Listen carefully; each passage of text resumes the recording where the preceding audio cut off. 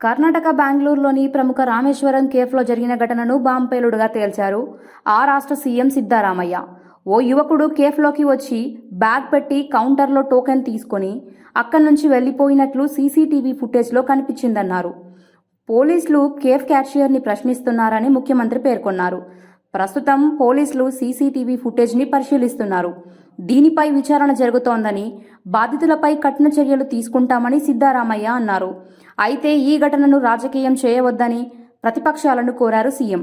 BJP ప్రభుత్వంలోనూ పేలుడు జరిగిందని గుర్తించారు.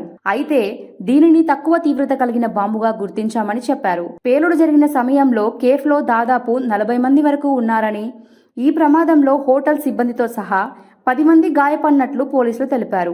వారిలో 2 సిబ్బంది కాగా మిగతా వారు కస్టమర్లని చెప్పారు. అయితే ఎవరూ కూడా తీవ్రంగా గాయపడలేదన్నారు. బ్యాగ్ లో ఉన్న వస్తువు పేలడం వల్లే ఈ ఘటన జరిగిందని ప్రాథమికంగా అంచనా వేస్తున్నారు. మరోవైపు ఫోరెన్సిక్ బృందాలు ఐఈడీ కారణంగానే ఆ పేలుడు సంభవించిందా అన్న విషయాన్ని నిర్ధారించేందుకు నమూనాలు సేకరిస్తున్నారు.